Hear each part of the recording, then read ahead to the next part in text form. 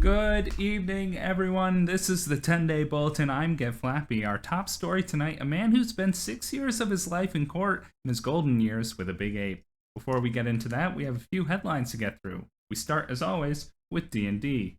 Punch-ins and Flagons, an officially licensed D&D cocktail book, will hit stores this August. That's right, you'll be able to enjoy entire pitchers of drinks like Hand of Vecna or Necromancer through a straw while you stare at texts from your friends saying, "Sorry, can't make it tonight, dude." D&D Beyond released 2023 Unrolled, a fun reminder that they're always watching and recording your data. It's a list of infographics showing data from 2023 users' characters and worlds. For player characters, the top name was Bob, the average age was 28, the top species was human, and the top class was fighter. So, joke's on them, our data wasn't even worth collecting. Orkana released a few card previews for their upcoming set, among them Dalmatian Puppies. Your deck can contain 99 copies of the adorable spotted pups. Said a different kind of collector, "Really? Only 99? Following suit, Magic the Gathering Murders at Karlov Manor card previews came out this week. Seemingly in an attempt to keep up with Disney's beloved character cards, Magic now has meddling youths, who are often seen in the company of a strangely intelligent hound. Oh, and what's that they're wearing? Pinkerton badges! Cheese it, fellas! Magic also announced Ravnica Clue Edition, where you trick people into playing Magic the Gathering with you. We know it's a trick because the game is for 2 to 4 players, and there's exactly 5 people in a picture for the game on Amazon, who I may add are not playing any version of Clue, but instead are playing, you guessed it, Magic the Gathering. Gyromite, an NES game from the 80s, was no match for Peanut Butter, a speed-running Shiba Inu. The dog assisted with the speedrun at the Awesome Games Done Quick event this past week. Peanut Butter's main struggles in the speedrun were caused by some issues with the yellow button. In his defense, he's a dog, so he has about as much awareness of which button is yellow as I do which button is X. And I know it's not the one on the right side because that one is B, or is it A? You see, this is why I use mouse and keyboard. Rob Lowe, an actor known for being incredibly handsome and selling diets on TV, went on Kimmel last week, said he wants to fight David Duchovny, the dweeby guy from The X-Files. After Duchovny turned him down, Lowe said instead he'd like to fight that Wonka kid, Timothy Chalamet. Lowe received some attention a few years ago for not being able to choose sides at the Super Bowl. So, he wants to fight Duchovny, Chalamet, and he loves the NFL. Rob Lowe doesn't care about the spirit of competition, he just wants to stomp some nerds. Well, Rob, this community is protected. If you want to get to Chalamet, you have to get through Henry Cavill. If you want to get to Duchovny, you gotta get through Vin Diesel.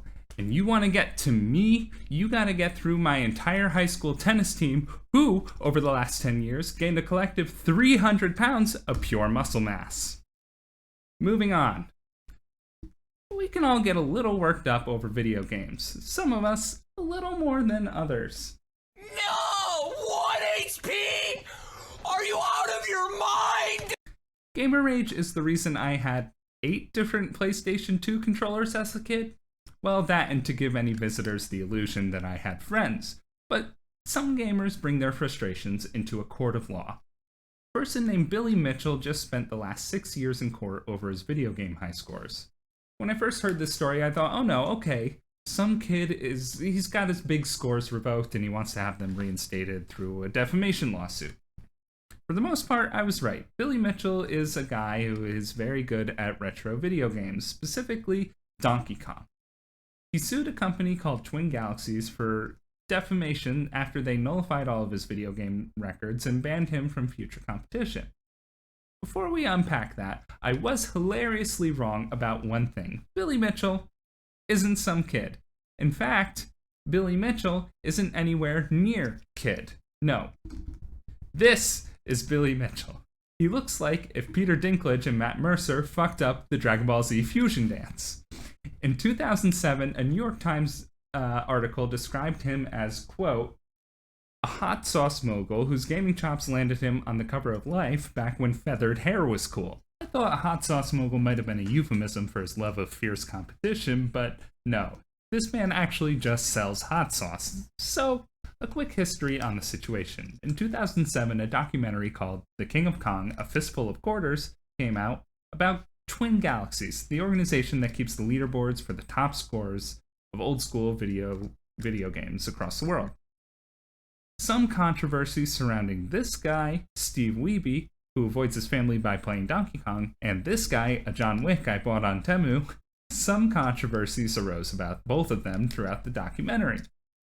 You should see this movie. It's filled with people who say dumb shit like that. No matter what I say, it draws controversy. It's sort of like the abortion issue. You can really make a comparison between an athletic event and this, because this is 4 days of, really of alertness and paying attention. I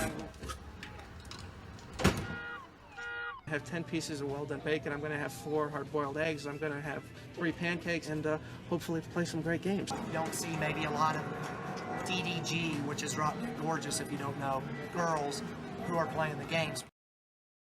It's shit like this that makes you think, okay, yeah, I see why people might want to punch this nerd. After the events of the film, Mitchell and Wiebe take turns as the Donkey Kong champion. An achievement I can only assume is commemorated with 10 pieces of well-done bacon. Fast forward to 2018, Mitchell's scores are disputed and subsequently invalidated, along with all of his high scores, including his first perfect Pac-Man game. And Mitchell was banned from further competition. Some anomalies in his tapes caused Twin Galaxies to conclude that he was playing on a modified machine or emulator. Raise your hand if you're a grade A asshole and seeing consequences for the first time. Last week, the saga came to an end in a settlement. Dr. Mike Zaida, whose area of expertise is in computers and games, something you are less likely to believe if you visit his website, MikeZaida.com.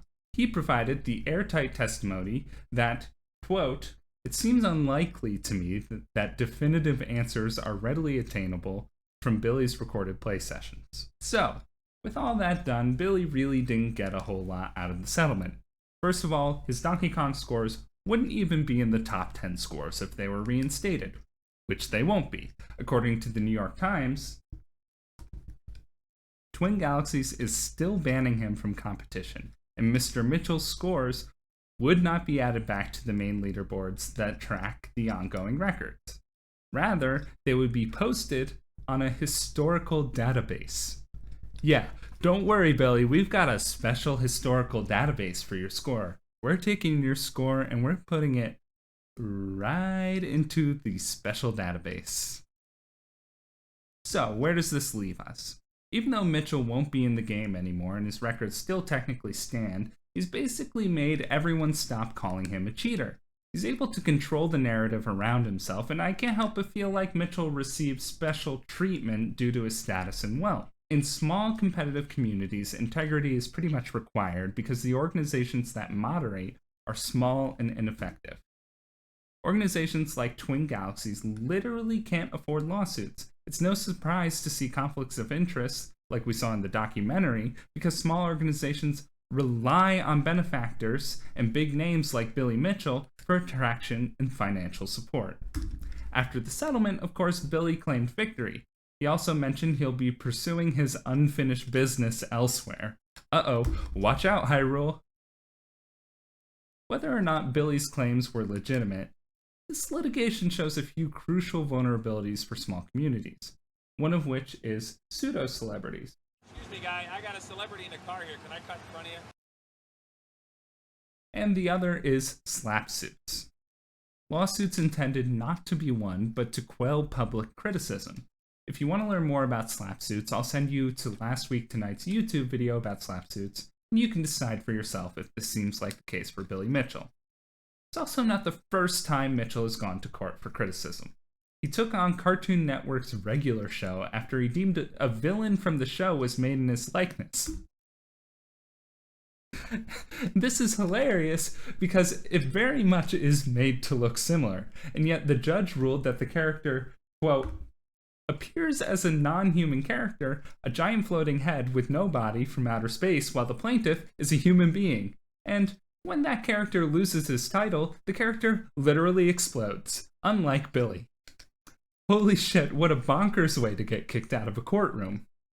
Regardless of what the Twin Galaxy suit was, if it was a slap suit or not, it functioned in a similar way. It's frightening for members of the public to say anything about Billy. You'll notice I never say Billy cheated in this video.